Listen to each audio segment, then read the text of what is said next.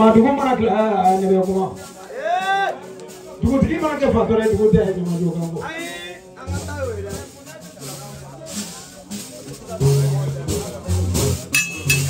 Bi boy mana tiga ko fe da jora de joyo from do tigi kala nyo ko ji ba.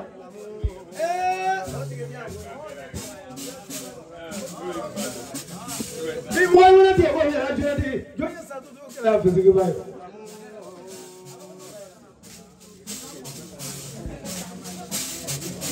Ay mana sigi barula ko bella tiya barlo galon ko ma wala ko bella tiya mana gala bol mo lo fiendo ko nde so fere yake o mobili do ma te ciade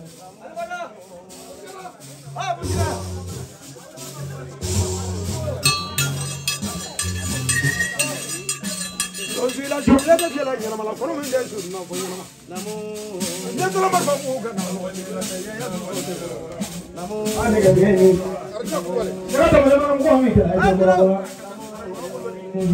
namo ino ko bale mo de namo mana segu namo e mana wa segu e mana segu du ko ko ko e be ko na ga na ko ni namo bi to ko bale namo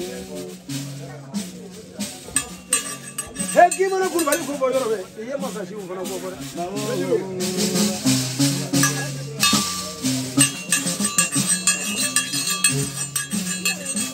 Kurvale ne niye bura çıma bura mı?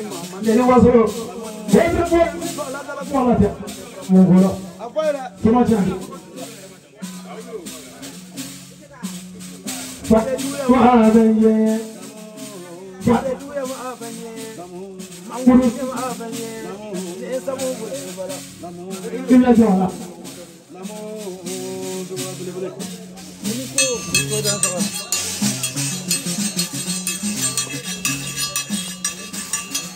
Kurvale la suma ya kuye duwe mo la du kuye duwe ne na to mata ale yo ni le jama na no ro na kila ne ro ma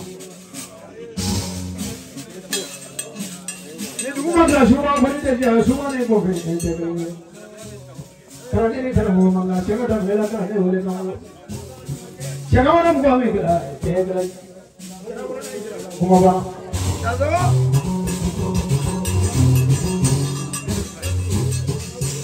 I want to get that right, but I want to get that and I didn't know my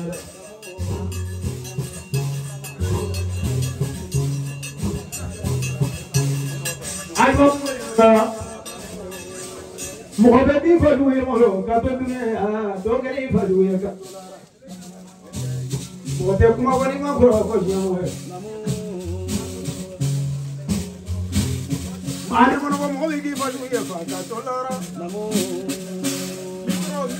Wali wala fani mo ma yete ni ma e wala fani mo ma yete ni ma e wala fani mo ko ke ni ma e wala fani na sa lo ngono e mo no tigila mo ki kele ni ma e ke ni fa ke mo ro ta to la ra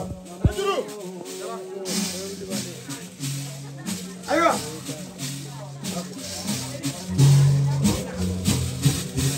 ko ma ma mo ki fa jo mo ta to ni ya mo mi di fa to no kono ko la ifa la here mani mo ni fare e mo no di la mo la so kono ki baro ke ro chai wali ifa mo lo ka to tu jara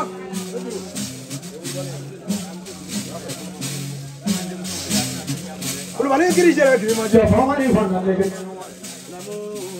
bola na bola jore biro na killa warma ki bola ila shere ate ay nya bola ana shude dura ko ma jama de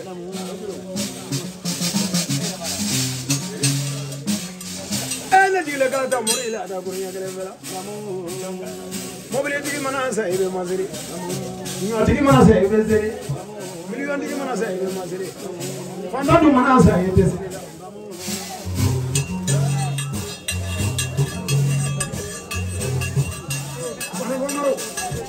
Fana gemana sa alongolo.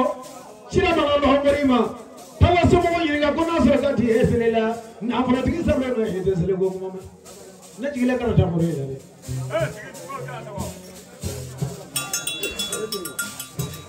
Rubani ju. O fori mana bosu kata fala go. Jara lai du yeso kangere la alongolo de. Pamai mama tuzi kana so ba go. Wamenga be so ne na go. Ai mana bosu kata fala go. Mini ya be so la na so re go je. Pamalo namanya do so mini fana go. Awa jara pa ne so re go. Ale fana be so kangere la ale te karande go nyalo.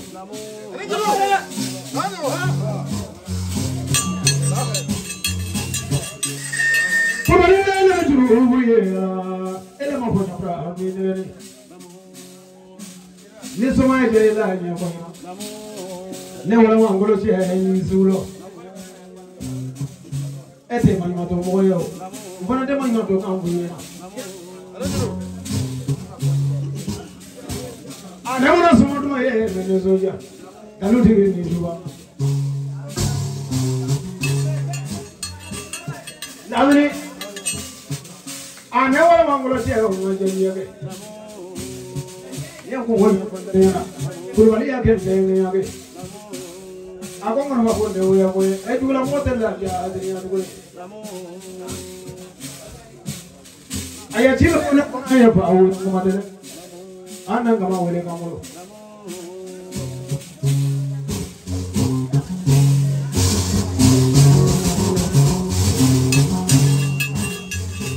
Berbalik lola. Kisah makan kalau enggak dari perbola. Pada yulo desere, la turmanzalo desere, bolu dumati desere, wala tinga se bai desere, kabro tinga se bai desere.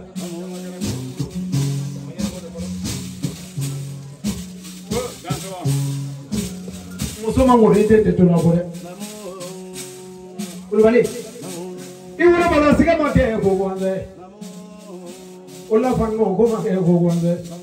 La sereke make go gonze ayo yini make go gonze awolo baya do we do nentre bala do do yabele boloda moto pete jama de bangida ashu monako jama jigi yenna ashu monako jama jigi yenna moto pete jama jigi yenna Ajuna jama jigena Ajuna jama jigena Mokala jama jigena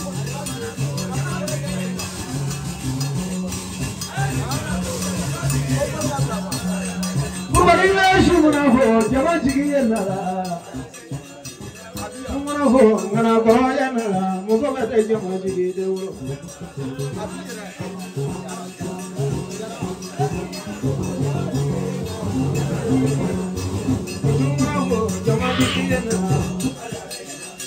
Ashumana ho jamaji na mozole re jamaji bange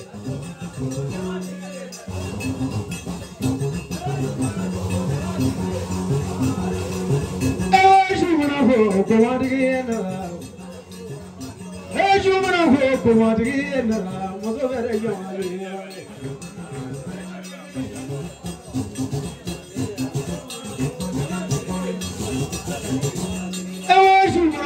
Guru wali na la mudo bete jamaji gelo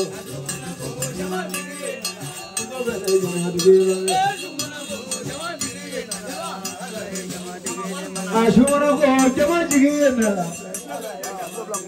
guru yo kono ya jamaji gelo mudo bete jamaji gelo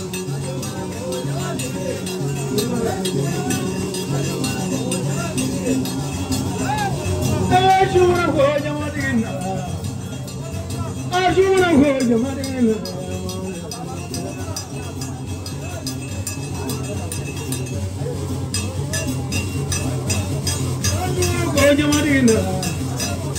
Ajuna ho jamadina Ajuna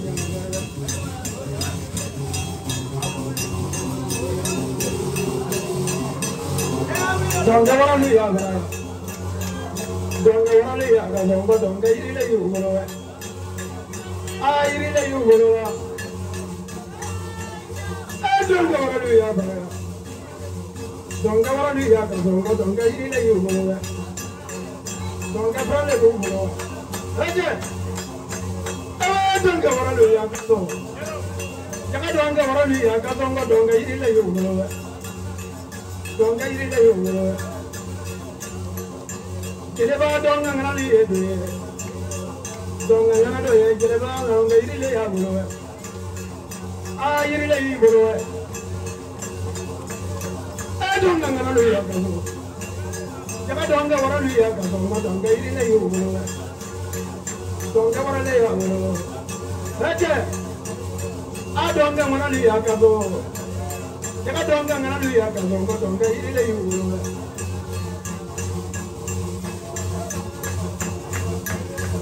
donga wara lu ya ga donga wara lu ya ga donga iri le yu golo donga ngana lu ya ga donga wara lu ya ga donga iri le yu golo jaga donga iri le yu golo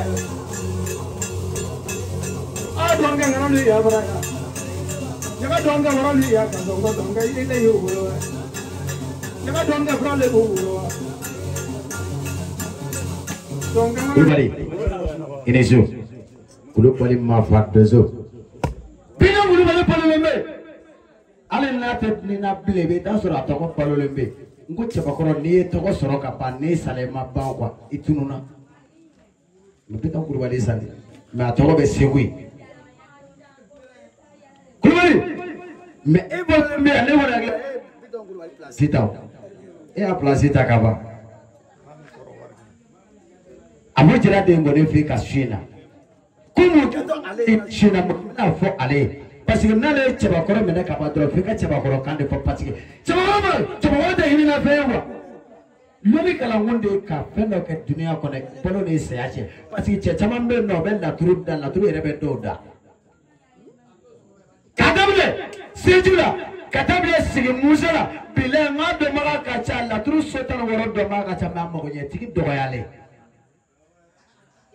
Ile me dole na gwe ma wole le to dengere na kwa be ga fe bolo ne sa cha obege me ne ya do ko ko bale ma fa do zo ko shwa be e kwa Abu jira de ngone fe ka shina me ne jidi ga bolo le mbia ne jidi ga fana be fe ka fe do don kulubale ga tola ne be fe ka fe do ka do ga voke pidon ko kulubale bonso ne be ga fe do shina pasi chibogolo ni ne me ne manga hilela ni ne hilela ne be ga nyere ma chubiyo Mune kata jirika shuna meme nange polo ni nsa yache. Abu jira ngoni fika tita nika ndoni. Na fika kuyoko polo kwa polo. Namu. Namu. Namu. Kale korake komotige. Namu. Kale jole fla kene kani. Kona le chao jatemine dura bipela jilinga kurji bwa kale dangu keme ani muhani na ne burugala tigidi ita soko ka korake ne akara mo wadde me adonga chebia ko machamata le fe abu jara ke ba le do ko me doni tegere abu jara ko ka ni dima ko ka Boisson mesini sogoma ko mashamanda le fe chaba gora ga mama chao ni chaba gora ga mata la bla ko na fe be ka sunguru ni nege aya na fa bane iteni bla mu ibarga ala ka bla tarola